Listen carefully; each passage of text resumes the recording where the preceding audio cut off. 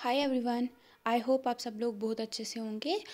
और जो आपका ये पेपर है आज BPSC 132 जो कि इंडियन गवर्नमेंट एंड पॉलिटिक्स है, तो इसके बारे में आपको बताऊंगी। ये तो आपका 11 अप्रैल को है ये पेपर, बट स्टिल मैंने बोला कि अगर आपको अभी से पता चलेगा कि क्या क्या आप कहाँ से पढ़ सकते हो, मेन क्वेश्चंस क्या हैं या कैसे क्वेश्चंस पूछे जाते हैं, तो मैंने सोचा कि अगर आपको उसके लिए थोड़ा टाइम लगेगा है ना, तो अगर आपको ये वीडियो मिल जाएगी जल्दी तो वो आपके लिए अच्छा होगा। तो इसलिए वैसे मैंने जो ये आपका पेपर है इस पे ऑलरेडी वीडियो बनाई है, बट आज मैं आपके साथ जो आपके पिछले 3 साल की जो असाइनमेंट्स है इग्नू की तरफ से वो भी मैं आपको दिखाऊंगी। तो उससे क्या होगा ना, उससे आपको आइडिया लगेगा कि कौन कौन से चैप्टर्स हैं जहाँ से ज़्यादा क्वेश्चंस पूछे जाते हैं।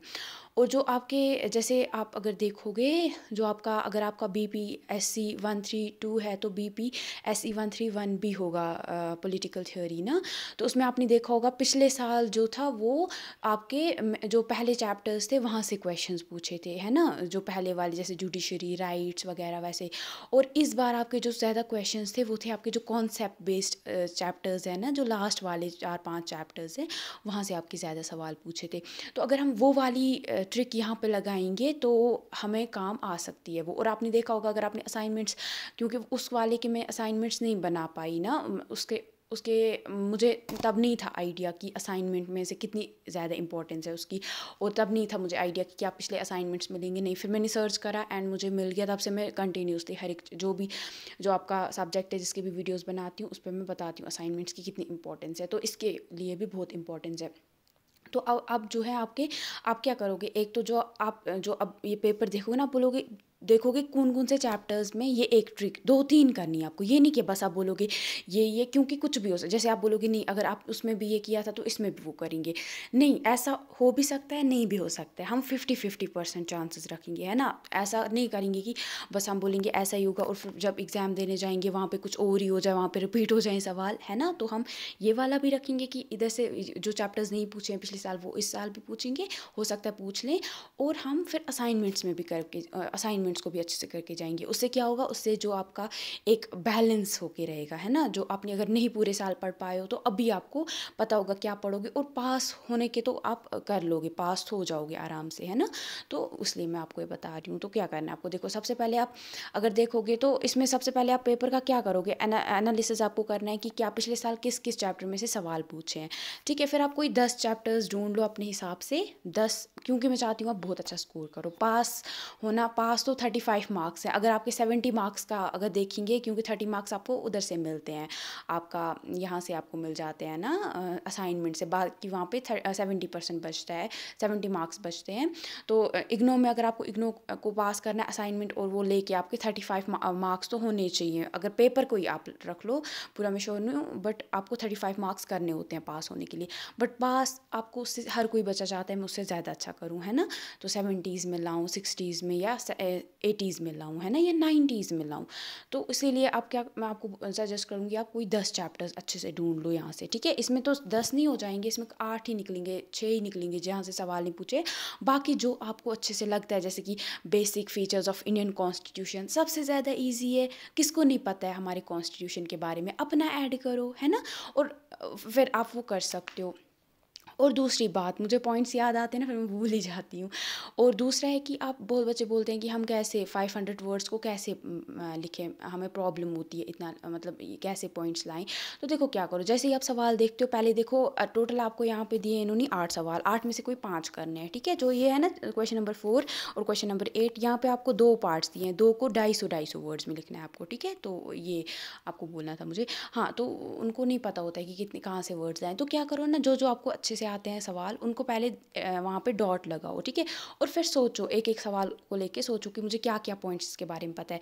फिर वो आप अपने पेपर के पीछे या जो आंसर कॉपी है उसके लास्ट वाले जो होते हैं ना, आंसर शीट के लास्ट वाले पेजेस, उस पर लिखो वो पॉइंट्स की क्या क्या पॉइंट्स आप लिखने वाले हो। फिर उनको पॉइंट वाइज या एक एक पैराग्राफ या आप टोटल 3 पेजेस लिखो। आप अगर ये 5 ये है ना 500 वर्ड्स का जो ये क्वेश्चन आएगा, ये आप 3 to 4 पेजेस पे लिखना होता है आपको। ठीक ठीक है। तो आप उसके हिसाब से 4-5 पैराग्राफ्स बना लो, कोई पॉइंट्स ढूंढो, फिर उस पर देखो आपको कितनी नॉलेज है और फिर अपना ऐड करो, तो उससे फिर आप कर सकते हो। और ये नहीं बोला कि मैं अपना नहीं ऐड करूँगा, मुझे सारा बुक में से लिखना है, नहीं, ऐसा कुछ नहीं होता है। हर कोई टीचर चाहता है कि बच्चा अपना लिखे, मतलब उससे पता चलेगा टीचर को, हाँ बच्चे ने समझा है ये चीज़, ठीक है। तो अपने हिसाब से लिखो अपना, कभी मत बोलना कि नहीं मैं नहीं अपना लिखूँगा, पता नहीं मैं फ़ेल हो जाऊँगी या फ़ेल हो जाऊँगा, ऐसा कुछ नहीं होता है। वो उससे टीचर ज़्यादा खुश इम्प्रेस हो जाता है कि हाँ इसने कुछ अलग किया है इस बच्चे ने, ठीक है। तो आप देखो ये आपका क्वेश्चन पेपर था। सबसे पहले था कि लिबरल अप्रोच जो है उसको आप इंडियन जो पॉलिटिक्स है उसको पढ़ने के लिए कैसे यूज़ करते हो, ठीक है, वो क्या अप्रोच है। उसके बाद मार्क्सिस्ट अप्रोच जो थी उसके बारे में पूछा था आपको। फिर था essential features of Indian constitution क्या है।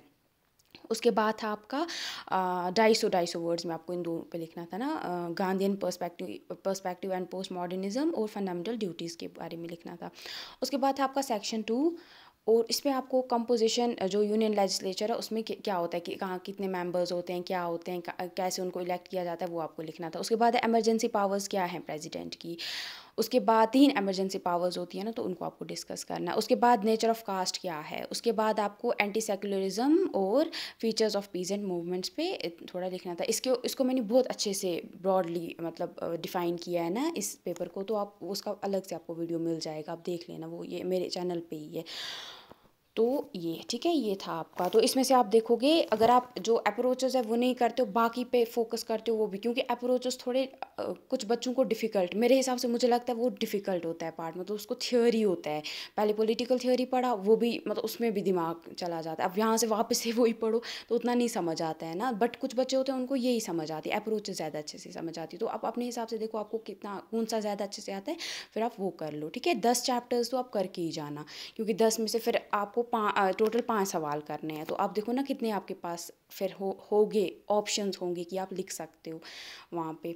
और हाँ, दूसरा होता है कन्फ्यूजन की 2 सेक्शंस है, तो 2 सेक्शंस में से मैं कहाँ से 3 करूँ, कहाँ से 2 करूँ, वो आप तक है। अगर आपको सेक्शन 1 में से 3 सवाल आते हैं आप करो, अगर आपको सेक्शन 2 में से 3 सवाल आते हैं आपकी मर्ज़ी है, ठीक है। बट आपको 4 मार्क्स 4 जो क्वेश्चंस है वो करने पड़ेंगे, ठीक है। तभी आपकी जो आंसर शीट है वो चेक होगी। तो ये इन्होंने ये एक रखा है क्राइटेरिया। तो आपको 4 सवाल करने पड़ेंगे और आपकी मर्ज़ी, आप 5वां जो लास्ट वाला वो आप पहले सेक्शन में से करोगे या दूसरे में से करोगे।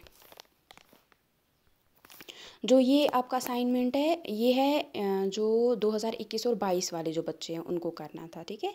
तो देखो इसमें आपको जो सवाल पूछे हैं, parliament's powers to amend the constitution of India, क्या क्या पार्लियामेंट के पास पावर्स है जिससे वो हमारा जो इंडियन कॉन्स्टिट्यूशन है उसको अमेंड कर सकते हो। उसमें नए नए आर्टिकल्स लॉज ला सकते हैं, जैसे होता है हर रोज़, मतलब गवर्नमेंट लाती है ना, जो मतलब वहाँ पे लोकसभा राज्यसभा में कोई एक्ट आता है, फिर उस पर एक्ट नहीं सॉरी बिल आती है, फिर उस पर डिबेट होता है, उसके बाद जब प्रेसिडेंट सबका उस पर एसेंट मिल जाता है, फिर वो एक लॉ बन जाता है, फिर उसको हमारे कॉन्स्टिट्यूशन में डाला जाता है ना, उस तरीके से क्या पावर्स हैं उसकी। उसके बाद आपको पावर्स और फंक्शंस, प्रेसिडेंट ऑफ इंडिया उसके पास क्या पावर्स है ये आपको पता है, वो नॉमिनल हेड है। ऐसा नहीं कि उसके पास जितने सबसे ज़्यादा जो पावर्स हैं वो आपके जो प्रेसिडेंट होता है ना वो आपके स्टेट का हेड होता है, और जो गवर्नमेंट का हेड होता है वो आपका प्राइम मिनिस्टर होता है, ठीक है। तो जो आपका प्रेसिडेंट ऑफ इंडिया उसके क्या पावर्स हैं, वो एक नॉमिनल हेड है ना। तो ज़्यादा जो पावर्स होते हैं, जो मतलब मेन जो पावर्स होती हैं ना, वो हमारे प्राइम मिनिस्टर के हाथ में होती हैं। तो जो प्रेसिडेंट ऑफ इंडिया है उनके पास भी पावर्स होती हैं, जैसे इमरजेंसी लगवाने की पावर्स, वो सारी आपको वो एक कॉन्सेप्ट रखना है दिमाग में, ठीक है, वो आपको लिखना है। उसके बाद जो आप अगर आपको सुप्रीम कोर्ट के जज को हटाना है तो उसके लिए आपके पास क्या प्रोसीजर है उसको हटाने के लिए। उसके बाद जो स्पीकर ऑफ लोकसभा है उसकी क्या पावर्स और उसके क्या काम है। उसके बाद था ट्रेड यूनियन मूवमेंट जो इंडिया का था उसकी क्या लिमिटेशंस थी, इस पर आपको डिस्कस करना था। फिर कलेक्टिव रिस्पॉन्सिबिलिटी क्या होता है, जुडिशल रिव्यू क्या होता है, जेंडर और डेवलपमेंट की क्या रिलेशनशिप है, क्वेश्चन आवर जो होता है वो क्या है, और कास्ट और क्लास में आपको डिफरेंस बताना था। और ये वाला असाइनमेंट है आपका 2021 जो 20-21 का। तो इसमें आपको गांधीयन अप्रोच जो है उससे कैसे इंडियन पॉलिटिक्स को स्टडी कर सकते हैं, कोर एलिमेंट्स जो लिबरल अप्रोच के हैं वो बताने थे। मार्क्सिस्ट अप्रोच जो है उससे हम क्या अलग अलग मूवमेंट्स को कैसे स्टडी कर सकते हैं। Directive principles of state policy और के बारे में आपको मीनिंग बतानी थी उसकी, और वो कब आई कहाँ से आई उसका ओरिजिन बताना था। और फंडामेंटल राइट्स के ऊपर आपको लिखना था और कितने फंडामेंटल राइट्स हैं। और फिर था आपका parliamentary devices to control executive, और जिससे ना पार्लियामेंट के पास क्या क्या हथियार समझो आप हैं, क्या पावर्स हैं जिससे वो एग्जीक्यूटिव को कंट्रोल में रख सकते हैं। एग्जीक्यूटिव में आपका प्राइम मिनिस्टर आ जाता है, आपके आईएएस आईपीएस सब वो आ जाते हैं ना, पुलिस आ जाती है, वो सारा ठीक है, गवर्नमेंट का सारा जो मेन गवर्नमेंट चला रही है वो सारा एग्जीक्यूटिव में आता है। तो पार्लियामेंट में आपके आते हैं लोकसभा राज्यसभा, उनके पास क्या पावर्स है वहाँ के मेंबर्स के पास, जिससे वो और प्रेसिडेंट भी आ जाते हैं उसमें, तो वो कैसे उसको एग्जीक्यूटिव को कंट्रोल में रख सकता है। ठीक है, उसके बाद आपके जो क्लास जो है जो आपका इंडिपेंडेंस के बाद जब इंडिया आज़ाद हो गया उसके बाद जो टाइम है उसमें क्लास की क्या कैरेक्टरिस्टिक्स हैं, क्या देख के आप बोल सकते हो ये क्लासेस मतलब कितने किस्म की क्लासेस में लोगों को आपको देखते हो, जैसे मिडिल क्लास होते हैं, अपर क्लास होते हैं, या और भी कोई होते हैं फुट लूज लेबर्स होते हैं, अलग अलग क्लासेस है ना लोगों की, तो वो आपको बताना था। जेंडर और डेवलपमेंट की क्या रिलेशनशिप है, वापस रिपीट हुआ है क्वेश्चन। पॉलिटिकल पार्टी जो है इंडिया में उनकी क्लासिफिकेशन उनको क्लासीफाई आपको करना था, हो गया ये वाला भी आपका। अब भाई ये 2019-20 वाला आपका असाइनमेंट, इसमें आपको डिफरेंस बताना था लिबरल और मार्क्सिस्ट अप्रोच के ऊपर, उसके बाद गांधीयन अप्रोच जो है और उसके क्या कोर एलिमेंट्स हैं वो करना था आपको, उसके बाद फंडामेंटल ड्यूटीज़ जो इंडियन कॉन्स्टिट्यूशन में हैं वो क्या क्या हैं, उसके बाद आपको कम्युनलिज्म जो होता है वो कैसे उसको मतलब उसमें जो स्टेट है वो क्या रोल निभाता है अपना। उसके बाद आपका जेंडर डिस्क्रिमिनेशन की क्या क्या मेन इश्यूज़ हैं, जो जेंडर के बेसिस पे भेदभाव होता है ना उसके उसके ऊपर। कलेक्टिव रिस्पॉन्सिबिलिटी क्या होती है, और क्या क्वालिफ़िकेशंस हैं जो कि अगर आप जज बनना चाहते हो सुप्रीम कोर्ट के तो आपके पास क्या क्या क्वालिफ़िकेशंस होनी चाहिए। उसके बाद कास्ट का क्या रोल है पॉलिटिक्स में। उसके बाद अगर आपको what are the qualifications and disqualifications, अगर आपको इंडियन पार्लियामेंट का मेंबर बनना है उसकी क्या क्वालिफ़िकेशंस है, अगर आपको हटाना है किसी इंसान को उसकी क्या डिसक्वालिफ़िकेशंस क्या है, मतलब जिससे वो हट जाएगा या जिससे वो नहीं बन पाएगा।